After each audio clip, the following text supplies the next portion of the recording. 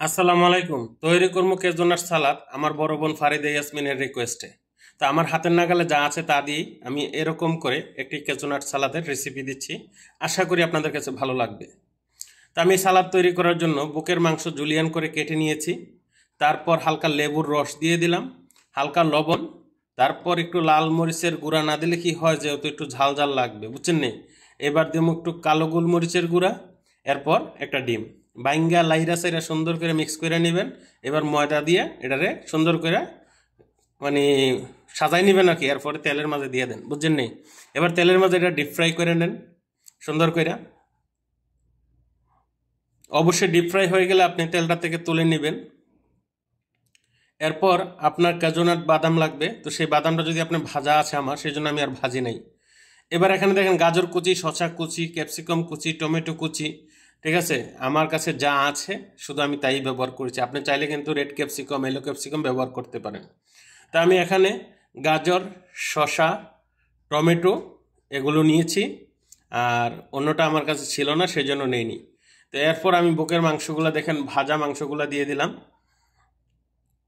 এবার ক্যাশোনাট আমার ফ্রাই করা ছিল আগেই, তো আমি এগুলো দিয়ে দিচ্ছি। এবার মিক্স করে নেন হাতের সাহায্যে, সুন্দরভাবে মিক্স করে নেন।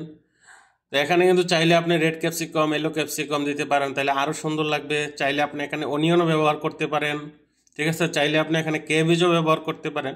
তো আমি এগুলো করব না, আমি জাস্ট নর্মাল হিসাবে তৈরি করছি। এবার এই সালাদের জন্য অবশ্যই সস তৈরির দরকার আছে। তো এখানে দেখেন আমি 1 চামচ সয়া সস দিয়ে দিলাম। তারপর এখানে আমি যে জিনিসগুলো ব্যবহার করছি আপনি খেয়াল করবেন। এখানে আমি চিলি সস দিয়ে দিচ্ছি 2 চামচ পরিমাণ। অবশ্যই ভিডিওটা ভালো লাগলে শেয়ার করবেন।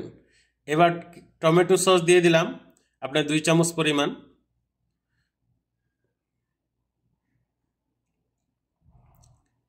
এবার আপনার ভিনিগার দিয়ে দেব। এখানে দেখেন আমি ভিনিগার 1.5 চামচ দিয়েছি।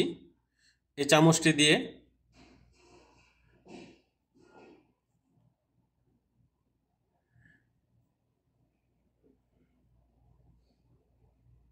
এবার সামান্য লবণ দিয়েছি, কারণ সয়া সসে কিন্তু লবণ আছে।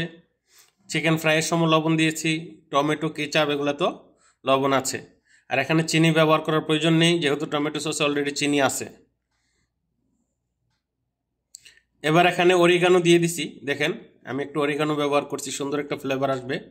এবং সামান্য একটু কালো গোলমরিচের গুঁড়া না দিলে কি হয়, সামান্য একটু কালো গোলমরিচের গুঁড়া আর অলিভ অয়েল সুন্দর করে দিয়া এবার কসলাইয়া হাতে লাইরা সাইরা মাইকে নেন, বুঝছেন নি।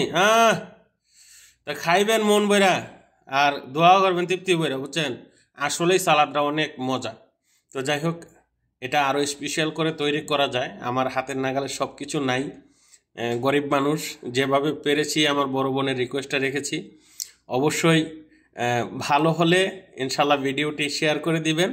তো দেখেন আমি কড়াইয়ের মাঝে মাখছি, কারণ আমার কিন্তু একটা বল নাই, ঠিক আছে। তো যাই হোক, আল্লাহ ভরসা। দেখেন সালাদ কেমন হয়েছে।